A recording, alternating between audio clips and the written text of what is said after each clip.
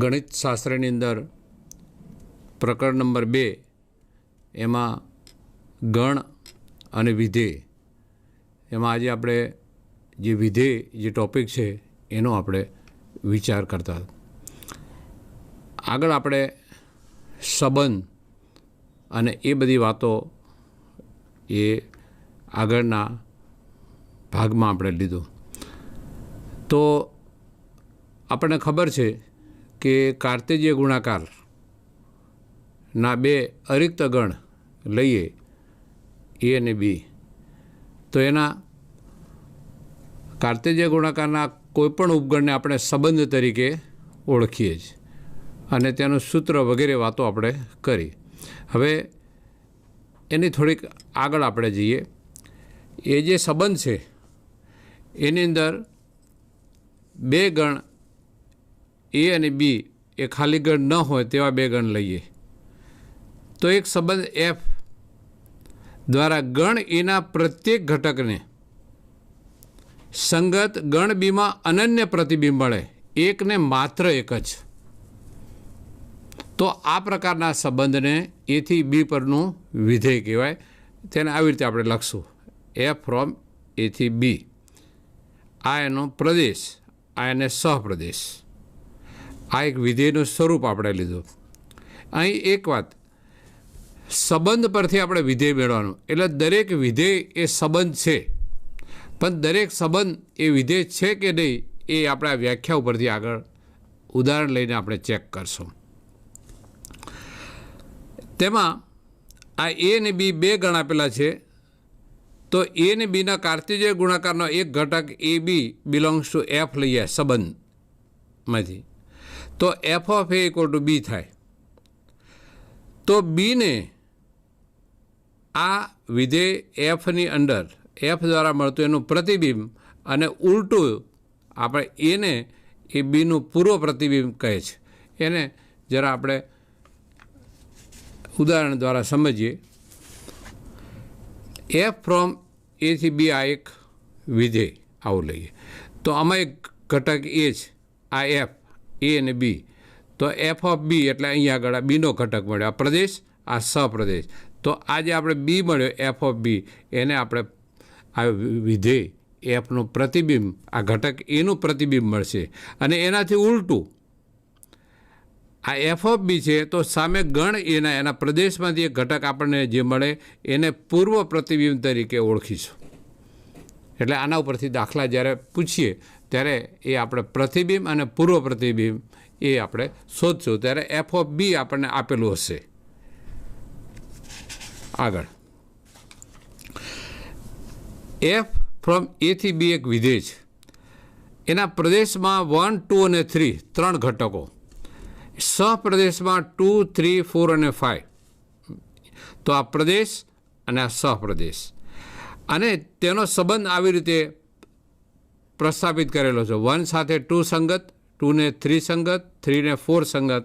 તો એને આ સંબંધ એફ વડે આપણે દર્શાવીએ તો 1, 2, 2, 3 અને 3, 4. આ તો 1, 2 અને 3 કાર્તેજીય ગુણાકારના આ ત્રણ ઘટકો મળ્યા. તો આ જે આપણને સંબંધ મળ્યો એ સંબંધ એ વિધેય છે, કારણ કે તેની વ્યાખ્યા પ્રમાણે ગણ એના પ્રત્યેક ઘટક 1, 2 ને 3 ત્રણે ત્રણ સંકળાયેલા છે.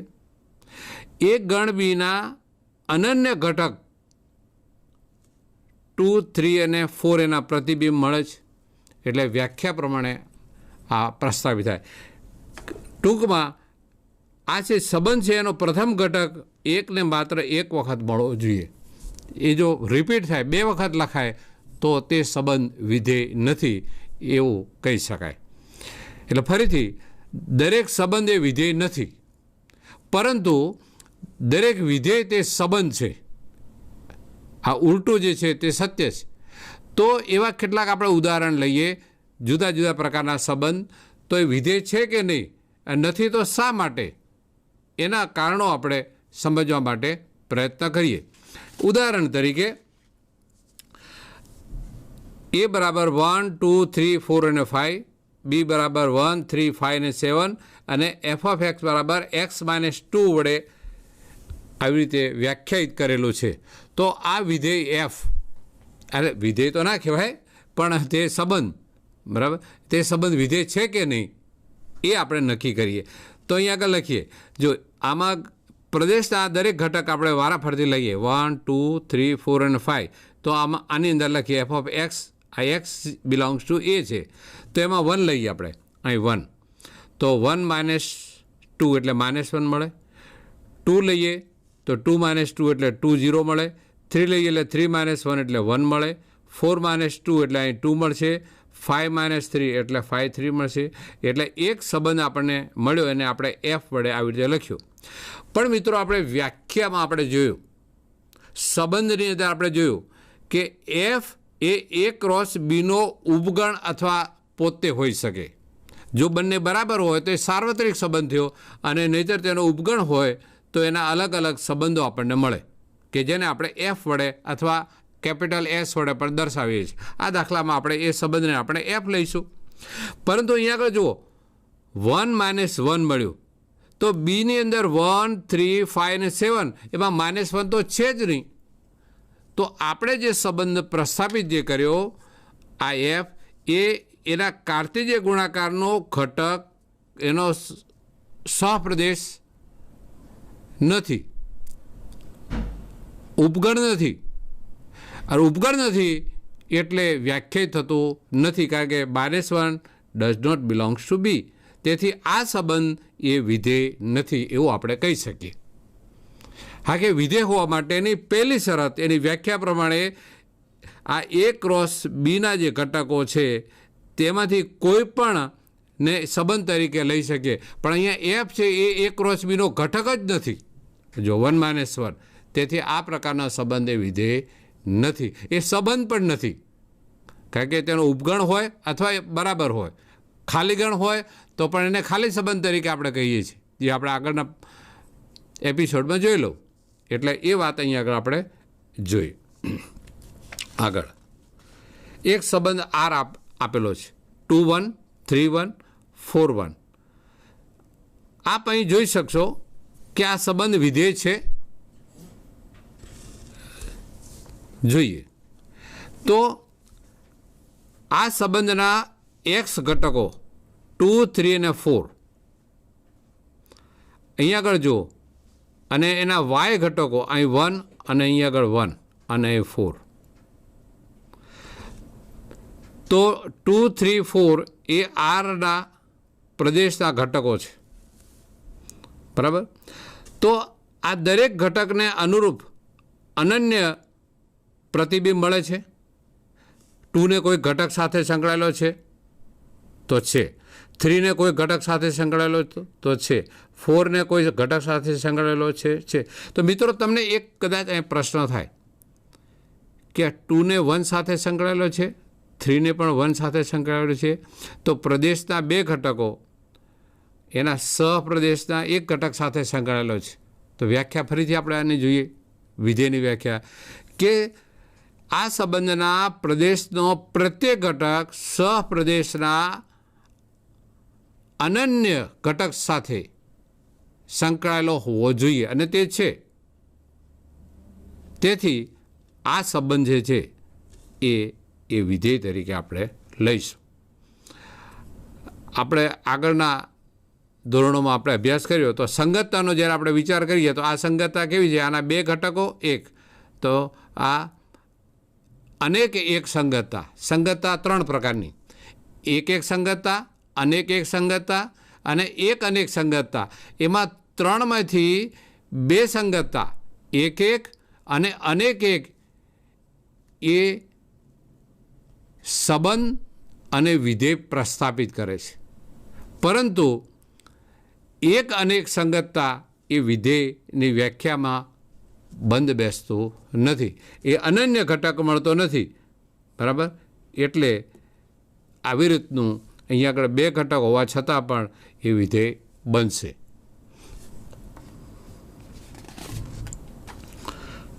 ફરીથી એક ઉદાહરણ લઈએ. એક સંબંધ આવી રીતે આપેલો 2 1 5 1 8 1 11 1. આ બધા ઘટકો સામે એક જ ઘટક 1 આપેલો છે. તો શું આ વિધેય છે? અને જો હોય તો તેનો પ્રદેશ અને વિસ્તાર શોધો. તો આ 2, 5, 8, 1 અહીંયા આગળ પ્રદેશના ઘટકો સામે સહપ્રદેશમાંથી એક અને માત્ર એક ઘટક સંકળાયેલો છે, પણ પ્રદેશના દરેક ઘટક અનન્ય રીતે તો સંકળાયેલા છે જ.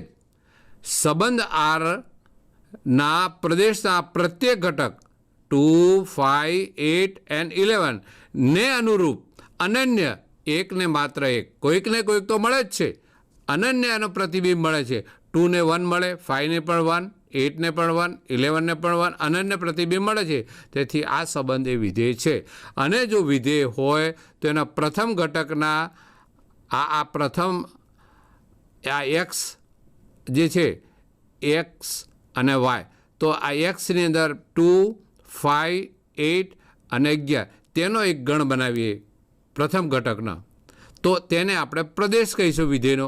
અને 1 ફરીથી 1 ફરીથી 1 ફરીથી 1, તો વાયના સ્થાને ફક્ત એક જ ઘટક મળે છે, તો તેને આપણે આ વિધેયનો વિસ્તાર તરીકે લઈશું. એટલે આનો વિસ્તાર 1 મળશે.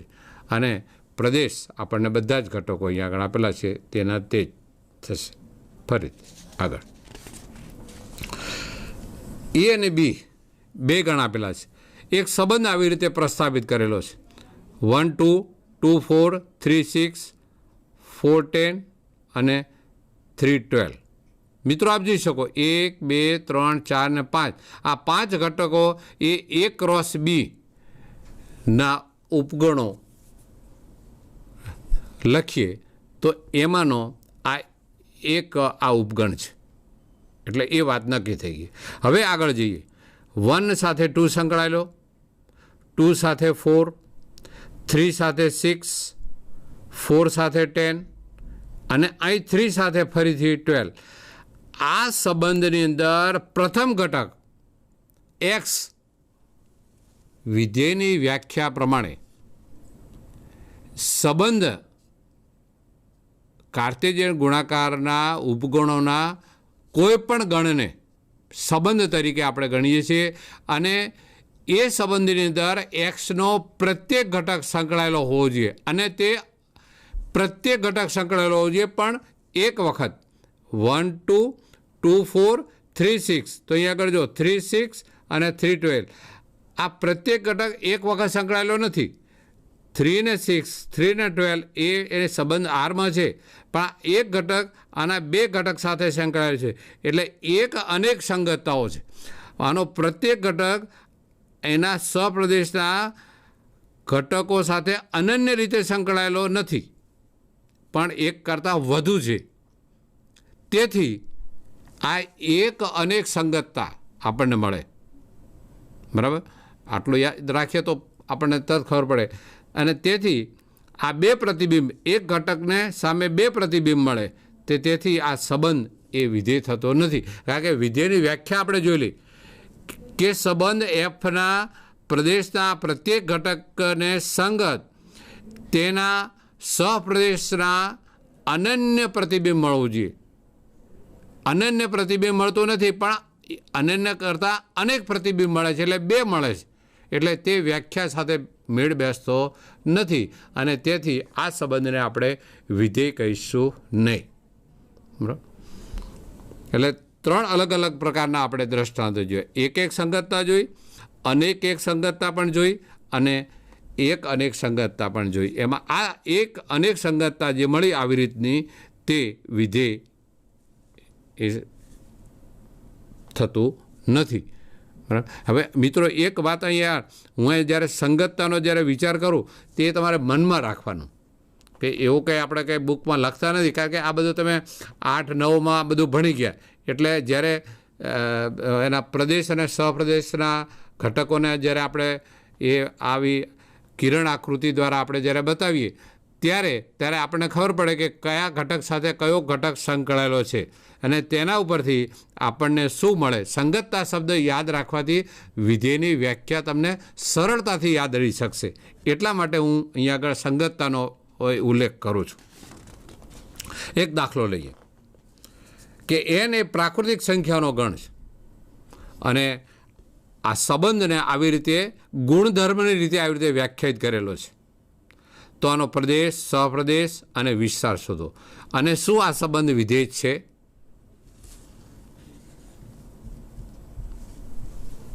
સંબંધ એ વિધેય છે, અને જો હોય તો તેનું કારણ આપો. આવો એક પ્રશ્ન પૂછી શકાય. તો તેનો આપણે વિચાર કરીએ.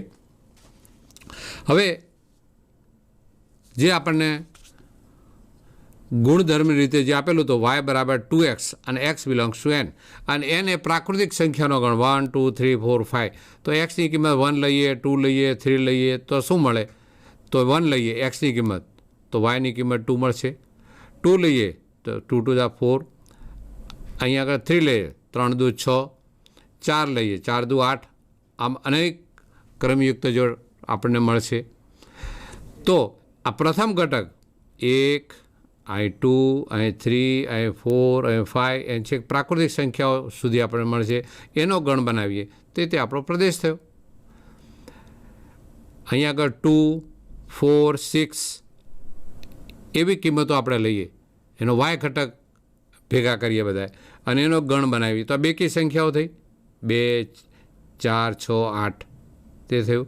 અને અહીંયા આગળ 1 2, 2 4, 3 6, જેમ પ્રાકૃતિક સંખ્યાઓ અલગ અલગ લઈએ તેમ yની કિંમત પણ આપણને અલગ અલગ મળે છે, બરાબર.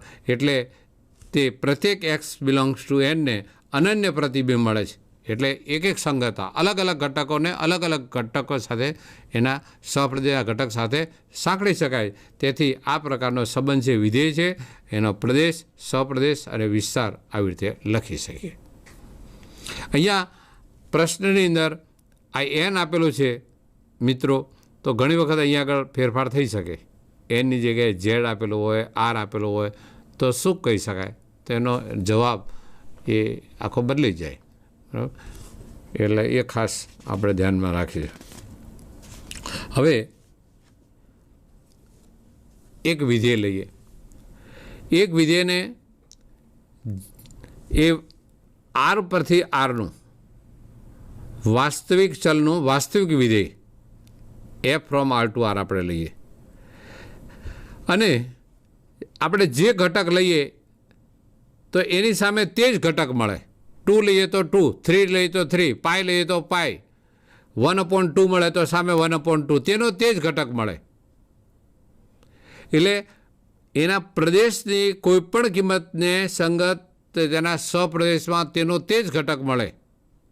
તો આવી રીતે વ્યાખ્યાયિત થતા વિધેયને આપણે તદે વિધેય સંસ્કૃત શબ્દ તત એવ, તેનું તે જ, જે સંખ્યા લ્યો તે જ સામે સંખ્યા મળે, તદ્દેવ.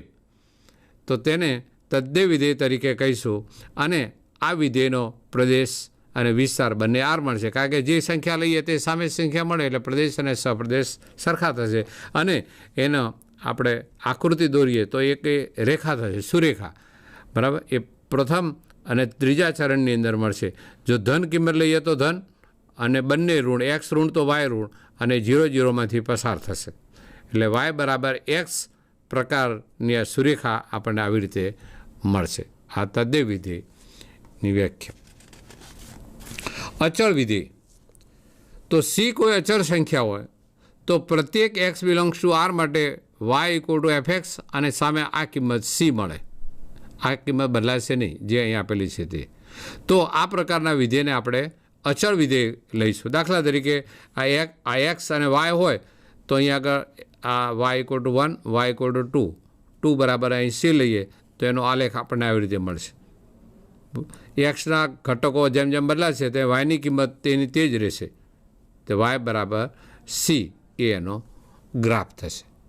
એટલે આપણે આકૃતિમાં પણ આવી રીતે અચળ વિધેયને દર્શાવી શકે.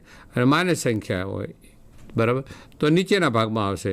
0 હશે તો એ એક્સ અક્ષ પોતે થશે. એક ઉદાહરણ, f from r to r f of x બરાબર 100, તો c બરાબર અહીંયા આગળ 100 આપેલા છે. તો આ વિધેયનો વિસ્તાર શું થશે? એનો વિસ્તાર જે કિંમત આવે એક્સની ગમે તે કિંમત લેશો, વાયની કિંમત બદલાશે નહીં, તેની તે જ કિંમત મળશે આપણને. એક જ ધન લેશો, ઋણ, ધન પૂર્ણાંક, ઋણ પૂર્ણાંક, સમય સંખ્યાઓ, અસમય સંખ્યાઓ ગમે તે સામે 100 જ મળશે. એટલે આ વિધેયનો વિસ્તાર આપણને આ અચળ સંખ્યા જે આપેલી છે તે અહીંયા આગળ આપણે લખી શકીએ. હવે આ પ્રકરણમાં આપણે કેટલાક બહુપદી વિધેયનો પણ આપણે અભ્યાસ કરવાનો. એટલે સુરેખ વિધેય હમણાં આપણે આ જોયું y બરાબર x, બરાબર, એ સુરેખ વિધેયનો વિચાર કર્યો. પછી દ્વિઘાત, પછી એનાથી પણ વધારે ઘાતવાળી બહુપદીઓ આપણે લઈએ તો પ્રત્યેક x બિલોંગ્સ ટુ r માટે આ બહુપદીને આપણે y = fx આવી રીતે વ્યાખ્યાયિત કરીશું. આ અચળ પદ 1 ઘાત 2 ઘાત એમ n ઘાત, આ n ઘાતવાળો આ બહુપદી આ વિધેય મળશે. પણ આ nની સંખ્યા છે એ અનઋણ, બરાબર, શૂન્ય પણ હોઈ શકે, પણ આ nની કિંમત શૂન્ય થશે નહીં. એટલે ઓછા નામે એને એક પદ તો મળે જ, તો પછી બહુપદી તો કહેવાય. હવે એ બહુપદી 1 પદવાળી હોય, 2 પદવાળી હોય, 3 પદ અને અનેક ઘાતવાળી પણ એ ધન સંખ્યા આપણને આવી રીતે મળશે. દાખલા તરીકે f(x) બરાબર x³ + 2x² + x - 1 આ એક બહુપદીનું ઉદાહરણ આપેલું. પણ આ n છે એ અનઋણ પૂર્ણાંક હોવો જોઈએ. અહીંયા આગળ છે ને આ 3 આપેલા છે, એની જગ્યાએ 3/2 હોય તો વ્યાખ્યા પ્રમાણે આ પૂર્ણાંક સંખ્યા થતી નથી અને તેથી તે બહુપદી કહી શકાય નહીં. એટલે આ બહુપદીના ઉદાહરણો તમે આવી રીતે બનાવી શકો. વ્યાખ્યાની અંદર આ બધા એના a0, a1, a2, a belongs to r એ અચળ સંખ્યાઓ છે. પરંતુ આનો x⁴n આ જે પદ છે એનો સહગુણક એ ક્યારેય પણ શૂન્ય હોઈ શકે નહીં. નહીંતર એ પદ જ શૂન્ય થઈ જાય તો પછી આપણે આગળ કંઈ લખી શકીએ નહીં. એટલે વ્યાખ્યામાં આ પદ આ શરત છે તે મહત્ત્વની છે. એટલે બહુપદી અને તેના ઉદાહરણો તમે જોઈ શકશો. સમય વિધેય તો એક વિધેય આપણે gx = 0 હોય તેવા પ્રદેશમાં એક વ્યાખ્યાયિત બહુપદી વિધેય, તો gx માટે આ fx ભાગ્યા gx, તો અંશ અને છેદ આવી રીતે લખી શકીએ. જેમ સંખ્યાઓને આપણે લખી શકીએ એમ વિધેયોને પણ અંશ અને છેદમાં લખી શકીએ. તો આ આપણને અહીંયા આગળ એક આ સમય વિધેય આ ઉદાહરણ તરીકે મળે. અંશ અને છેદ એના ક્યારેક અવયવ પડે પણ ખરા અને ન પણ પડે. આ એનું એક ઉદાહરણ છે જેમાં અંશ અને છેદના 2 વિધેયો અલગ અલગ પણ લખી શકાય અને બંનેનો આપણે ગુણોત્તર લઈએ તો આ એક સમય વિધેય આપણને મળશે. હવે માનાંક એટલે અને અંગ્રેજીમાં આપણે એબ્સોલ્યુટ વેલ્યુ. કોઈ પણ સંખ્યા તમે બોલો એનું મારે ધનક સંખ્યા બોલો, ધન સંખ્યા. તમે -2 બોલો તો હું +2 બોલું. જે પણ ઋણ સંખ્યા બોલો એનું મારે ધન કરીને બોલવાનું. શૂન્ય બોલો તો શૂન્ય જ રહે. તો એને આપણે ગણિતની અંદર આવી રીતે વ્યાખ્યાયિત કરીએ કે પ્રત્યેક x વાસ્તવિક સંખ્યા માટે આ વિધેય f(x) એ મોડ x આવી રીતે લખાય. અને આવી રીતે વ્યાખ્યાયિત થતું હોય તો એને આપણે માનાંક વિધેય કહેવાય. તો કોઈ પણ શૂન્ય કિંમત હોય તો અહીં શૂન્ય મળે અને ધન કિંમત હોય તો 1, 2, 3, 4 વાસ્તવિક કિંમતો ગમે તે મળે. અને જો ઋણ કિંમત હોય તો અહીં ઋણ લખીએ, બરાબર. x બરાબર -2 લઈએ તો -2 અને આગળ -2 માઇનસ પ્લસ થઈ ગયો. મિત્રો તમને એમ થાય કે આ વ્યાખ્યા લખી તો અહીં x લખ્યો અને અહીં -x, તો તમે એમ કહો કે x<0 માટે આ તો માઇનસ સંખ્યા તો છે જ. પરંતુ x 0માં આ -x એ x પોતે માઇનસ છે અને માઇનસ એ પ્લસ થશે. આ જે વિધેય છે આ માનાંક વિધેય તેને આપણે આમ પણ લખી શકીએ, બરાબર. આમાં આપણે લખવું હોય તો f(x) બરાબર આમ પણ લખી શકીએ કે x જ્યાં x 0. ઘણી વખત આવી રીતે પણ લખેલું હોય છે. અહીં 0 લઈએ તો x = 0 અને -x લઈએ તો x<0. આ બંને વ્યાખ્યાઓનું સ્વરૂપ એક જ છે. આ 2 પદ ભેગા કર્યા એટલે આ પદ થયું છે ને. પણ બંને રીતે અહીંયા આગળ -2 લખો એટલે -2 પ્લસ થશે. એનો આલેખ તમે જુઓ 0 1 2 3 પ્રાકૃતિક સંખ્યા લઈએ તો સામે આપણે એ મળે. જો માઇનસ સંખ્યા લઈએ તો એની પાસે ધન મળે સંખ્યા, એટલે એક પાંખીઓ આમ જશે અને બીજું પાંખીઓ આમ જશે. પણ એ અંડર નીચે ક્યારે ઋણ આ નીચેના અર્ધતલમાં આવશે નહીં. એક્સ ઇક્વલ ટુ આ જે છે એક્સ અક્ષ એની નીચે નહીં આવે, એક્સથી એના ઉપરના અર્ધતલમાં, એટલે પ્રથમ અને દ્વિતીય ચરણમાં જ એનો આલેખ મળશે. એટલે વાય ઇક્વલ ટુ માનાંક એક્સ આ પ્રકારનો આલેખ મળે. હવે એક્સની કિંમત બદલાય તેમ અહીં આલેખની કિંમત પણ બદલાય. હવે એક્સ ઇક્વલ ટુ -1 હોય તો અહીંયા આગળ આવે, એક્સ ઇક્વલ ટુ અહીં એક્સ -2 હોય તો અહીંયાનો એ આ બિંદુ અહીંયા આગળ થશે. એવા અનેક પ્રકારના ગ્રાફ પણ આપણે દોરી શકીએ. એટલે માનાંક અને વિધેય આવી રીતે આપણે લઈશું. ચિહ્ન વિધેય, સિગ્નમ વિધેય એ માનાંક વિધેયનું એક સ્વરૂપ જ છે, પણ એક લખવાની એક રીત અલગ છે કે f from R to R જો ધન સંખ્યા હોય તો એની સામે 1, કોઈ પણ ધન સંખ્યા લો તો સામે 1 1 1 1 1 1 1 1 મળે. જો 0 લઈએ તો અહીંયા આગળ 0 મળશે, એટલે આ બિંદુ પોતે થશે આ અહીંયા આગળ. અને ઋણ સંખ્યા લઈએ તો એની સામે -1 મળશે, એટલે ગ્રાફની અંદર એક શૂન્ય મળશે અને શૂન્યથી મોટી સંખ્યા મળશે. અહીંયા આગળ શૂન્ય સિવાયની માઇનસ સંખ્યા મળશે, એટલે 1 2 અને 3 આવી રીતે ગ્રાફને એ દર્શાવી શકાય. અને આ સિગ્નમ ચિહ્ન વિધેયનો પ્રદેશ આપણે R અને એનો વિસ્તારમાં ફક્ત 1 0 અને -1 3 કિંમતો આવે, એટલે આ ચિહ્ન વિધેયનો વિસ્તાર છે ને એ યાદ રાખવા જેવો છે. -1 1 અને 0 આ 3 સિવાય બીજી કોઈ કિંમત આવશે નહીં. કોઈ પણ ધન સંખ્યા ઋણ સંખ્યા કે શૂન્ય લેશો તો આ કિંમતો બદલાશે નહીં. હવે મહત્તમ પૂર્ણાંક વિધેય, આ વાત તમારા માટે થોડી નવી. મહત્તમ પૂર્ણાંક વિધેય એટલે કેવું વિધેય લઈએ કે જેને આવી રીતે લખાય, આમ બંને બાજુ કૌંસ, અને એક્સ બિલોંગ્સ ટુ આર, તો એક્સથી નાના હોય અથવા એક્સને સમાન હોય તેવા તમામ પૂર્ણાંકોમાં સૌથી મોટો પૂર્ણાંક દર્શાવે છે. તો આ વિધેયને મહત્તમ પૂર્ણાંક વિધેય તરીકે લઈશું. દાખલા તરીકે હવે ઉદાહરણ લઈએ કે હું -1 લઉં, અહીં -1, તો -1 એ પૂર્ણાંક છે એટલે આની સામે -1 મળશે, બરાબર. હવે -1થી હું આ મોટી કિંમત લખ્યું એટલે -0.9 લેવું, માઇનસ અહીંયા આગળ 0.5 પણ માઇનસ છે. તો એ બધા માટે -1 અને 0 નહીં પણ 0થી નાની આ અંતરાલની અંદર મળતી કિંમતો માટે -1 મળશે. બીજું 0 ને 1 વચ્ચે લઈએ, 1 નહીં લેવાનું તો એની કિંમત 0 મળશે. કારણ કે 0.2 લઈએ તો 1, 0.5 તો પણ એનો પૂર્ણાંક તે 0 થશે. એનો પૂર્ણાંક ભાગ લેવાનો. x બરાબર 0.9 લઈએ તો એનો પૂર્ણાંક 0, 0.99999 છે, 1ને ટચ કરીએ ત્યાં સુધી જઈએ તો પણ એની કિંમત તો 0 થશે. પણ જેવી 1 લીધી તો એની કિંમત 1 થશે. 1.1 1.2 1.3 1.5 1.99999 નહીં તો તેના માટે 1 મળશે. આમ આ બાજુ ઉપર -2 -3, નીચે -1 0 1 2 3 આમ તેના પૂર્ણાંકો મેળવી શકાય અને એનો ગ્રાફ આપણે આવી રીતે દર્શાવી શકીએ. પૂર્ણાંક આવે ત્યારે આ વિધેય છે ને કૂદકો મારે છે. એક એકમ જે છે એ વાય અક્ષ ઉપર કૂદકો થશે. ધન હશે તો ઉપર અને ઋણ હશે તો નીચેની બાજુ. એટલે સ્ટેરકેસ આપણે ઘરની અંદર પગથિયા હોય ને તે પગથિયા જેવો વિધેય. જ્યાં પૂર્ણાંક આવ્યો ત્યાં કૂદકો માર્યો.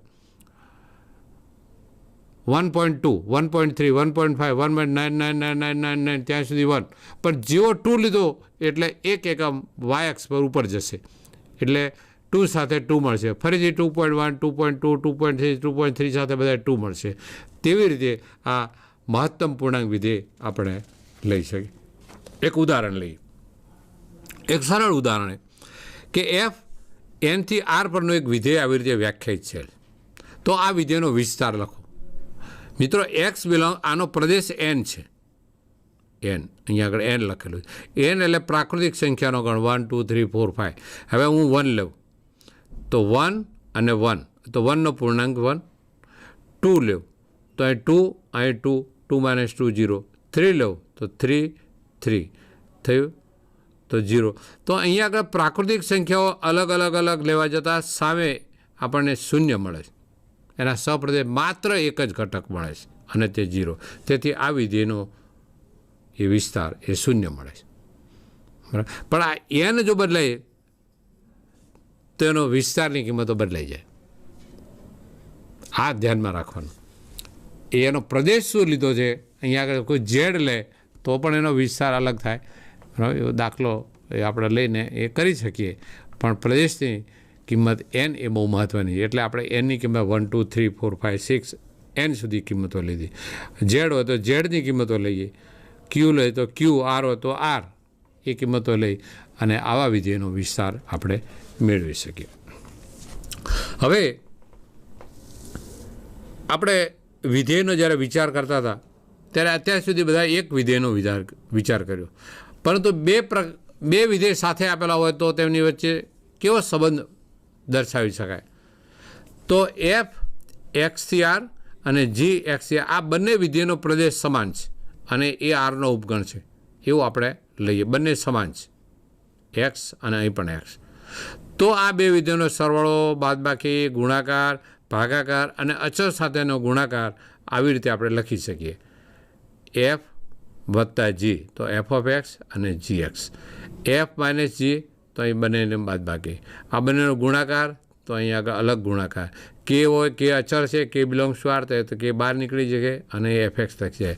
અને એફ અપોન જી એક્સ તો અંશમાં એફ એક્સ અને જી એક્સ એટલે સમય વિધેય તરીકે હવે થયું અને એક્સ બિલોંગ્સ ટુ એક્સમાં છે.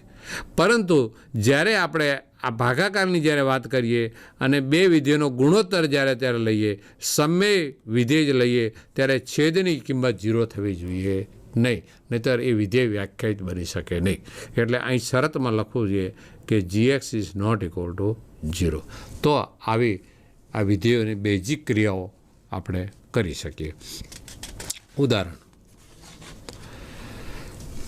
એફ આરથી આર અને એફ એક્સ -2, જી આરથી આર અને g x equal to x plus 2 હોય તો એફ વત્તા જી ઓફ એક્સ શોધો. બરાબર. હવે એફ અને જી આવે જે નવું વિધેય છે આ એ આરથી આરનું થશે, એના પ્રદેશ અને સહપ્રદેશ આર થશે.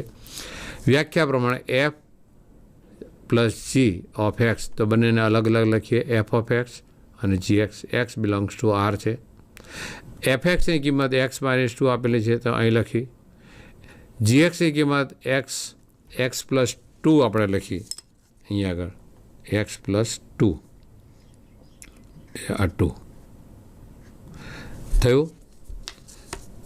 તો આ -2 અને 2 કેન્સલ થશે એટલે એક્સ 2 વખત રહે છે એટલે 2x થયું.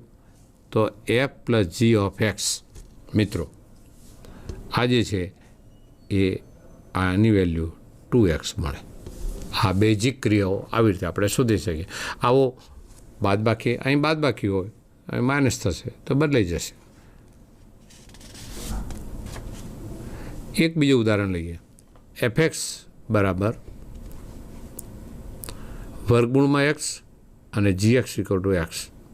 આ બે અનઋણ વાસ્તવિક સંખ્યાઓનો ગણ લઈએ તો f upon g upon x શોધીએ આપણે. તો વ્યાખ્યા પ્રમાણે f upon g of x એટલે એફ એક્સ અને છેદમાં જી એક્સ. એફ એક્સની કિંમત વર્ગમૂળમાં એક્સ, જી એક્સની કિંમત અહીં એક્સ એટલે આ રૂટમાં એક્સ અને 1/x એટલે 1/√x લખાય, અથવા એક્સની ઉપર -1/2 લખાય.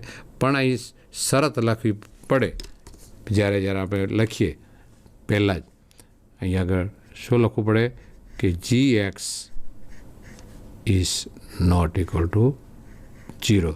તો આ લખ્યું તો x is not equal to 0.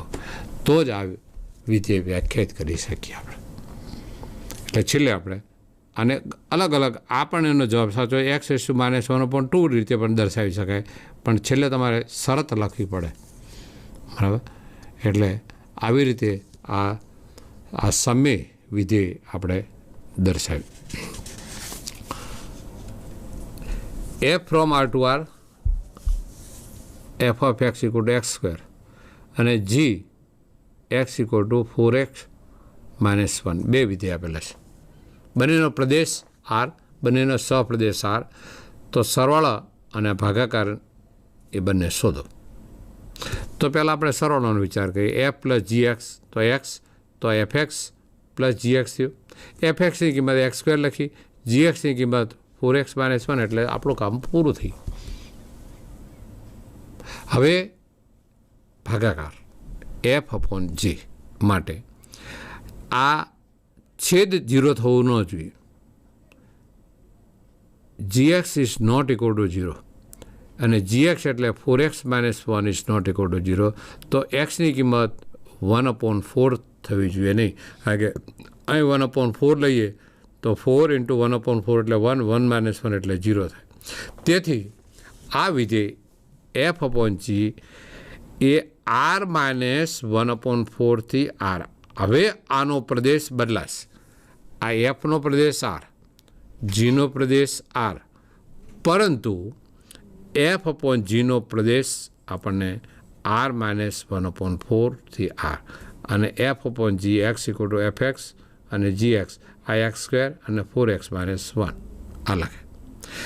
હવે આ જ્યારે લખીએ આર -1/4 થી આર, તો આ લખવાની જરૂર નથી. બરાબર. ખાલી આટલું લખીએ અહીંયા આગળ મિત્રો, આટલો કાઢી નાખો, આ મૂકી દો અને ખાલી f upon g f x તો એફ એક્સ છેદમાં જી એક્સ તો એક્સ સ્ક્વેર 4x - 1 તો એ લખવું પડે કે x is not equal to 1/4. પણ આખું વિધેયને આપણે એફ અપોન જીથી લખ્યું ત્યારે આવું આપણે બતાવવું પડે. એટલે આ બેઝિક વિધેયમાં જે ભાગાકારનો નિયમ છે ત્યારે એનો પ્રદેશ છે ને એ આપણે ખાસ વ્યાખ્યાયિત કરતા આવડવું જોઈએ. એની કિંમત ક્યારેય પણ 1/4 લઈ ન શકાય. એટલે અહીંથી જી એક્સની કિંમત 0 થાય તે બાદ કરવી જોઈએ.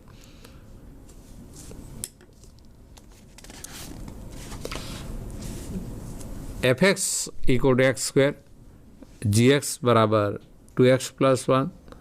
તો જો પ્લસ માઇનસ ગુણાકાર ભાગાકાર બધું શોધો. હવે તમને આવડી ગયું. હા, તો એફ પ્લસ જી તો એફ એક્સ અને જી એક્સ તો આ થયું એક્સ સ્ક્વેર અને 2x + 1 બાદ બાકી તો f x minus g x તો એક્સ સ્ક્વેર અને અહીં માઇનસ કરીએ એટલે -2x અને -1 અહીં માઇનસ ચિહ્ન બદલાશે મિત્રો. ગુણાકાર f x into g x તો એક્સ સ્ક્વેર અને કૌંસમાં 2x + 1 એટલે એને સાદું રૂપ આપે 2x³ + x સ્ક્વેર અને ભાગાકાર f upon g of x તો એફ એક્સ છેદમાં જી એક્સ તો એફ એક્સની કિંમત એક્સ સ્ક્વેર અને જી એક્સની કિંમત 2x + 1 અને નિયમ પ્રમાણે આપણે લખીએ છીએ કે જી એક્સ વિધેય 0 થવું જોઈએ નહીં. એટલે કે 2x + 1ની કિંમત 0 થાય નહીં. એટલે એક્સની કિંમત તમે -1/2 લઈ શકો નહીં. X is not equal to -1/2. તો આ જવાબ સાચો. આ જ્યારે લખીએ ત્યારે આ તમારે લખવું પડે. તો આવી રીતે આ એક વિધેય પછી બે વિધેય લીધા. બે વિધેયની બેઝિક ક્રિયાઓ પણ આપણે જોઈ. હવે આ જે વાસ્તવિક જે બધા વિધેય છે એ બધા વિધેયના પ્રદેશ અને વિસ્તારો પણ આપણે શોધી શકીએ. એવો એક ઉદાહરણ લઈએ કે F x equal two minus અને પછી માનાંકમાં એક્સ લખ્યું છે.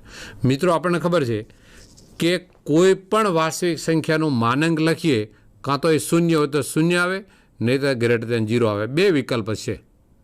એટલે મોડ એક્સ ઇઝ > = 0 ક્યારે પણ x <0 ઋણ મળશે નહીં. હવે પક્ષમાં આપણને આપેલું છે કે આ માનાંકને આગળ માઇનસ કર્યો એટલે માઇનસ કરીએ એટલે અસમતા બદલાઈ જાય.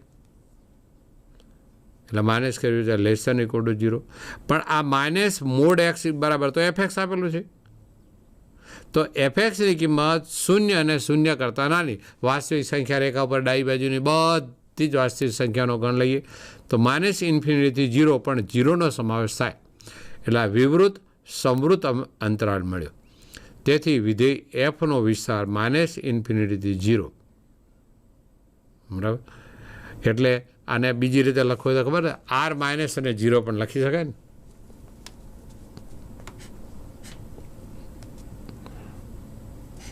R માઇનસ યુનિયન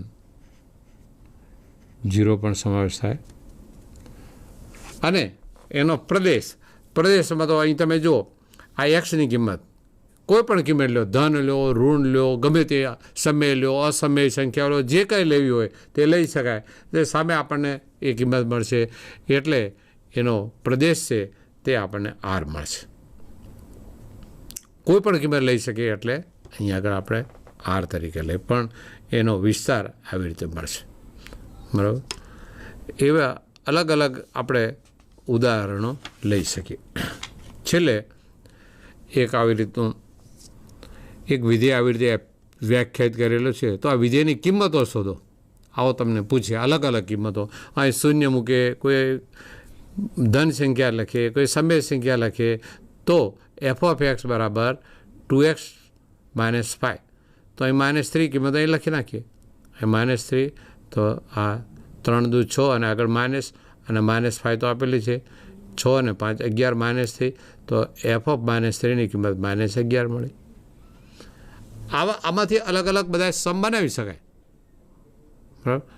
આ તો એક નમૂના પૂરતો તમને કે એક વિધેય આવી રીતે આપ્યું તો એની કિંમતો કઈ રીતે શોધાય, એનો પ્રદેશ કઈ રીતે શોધાય, એનો વિસ્તાર કઈ રીતે શોધી શકાય, તેના બેઝિક સંબંધો કઈ રીતે પ્રસ્થાપિત કરી શકાય, એ સંબંધો ઉપરથી એ વિધેય છે કે નહીં છે તો એનો પ્રદેશ, સપ્રદેશ, વિસ્તાર કઈ રીતે શોધી શકાય, એ બધી વાતો આપણે અહીંયા આગળ જોઈ, બરાબર. એટલે આપણે કોઈ પણ આવી રીતે દાખલો લઈએ તો એક કિંમતો આપણે શોધી શકીએ. આપણે અહીંયા આગળ બધી વસ્તુ કરી શકીએ નહીં પણ તમને એક હિન્ટ મળે, માર્ગદર્શન મળી શકે કે અહીં કઈ કઈ કિંમતો આપણે લઈ શકાય. એટલે અહીંયા આગળ આપણે તે આ વિધેયનો આપણે એ પ્રયત્ન કર્યો. ફરીથી મિત્રો તમને કહું કે વિધેયને વ્યાખ્યાયિત કરી અને એ વિધેયના અલગ અલગ પ્રકારો આપણે અહીંયા આગળ આપણે ખાસ જોયા. એટલે એ વાત અહીંયા આગળ ધ્યાનમાં રાખવાની. વિધેય તો વ્યાખ્યાયિત કર્યું, એના પ્રકારો જોયા, એને બેઝિક, સરવાળા, બાદબાકી, ગુણાકાર, ભાગાકાર અને અચળ સંખ્યા સાથેનો ગુણાકાર અને તે પ્રદેશો તે વગેરે આપણે અહીંયા આગળ એ કર્યું. અને કેટલીક હજી વસ્તુ જે બાકી છે તેનો આપણે આગળ અભ્યાસ કરશું. અસ્તુ. નમસ્કાર.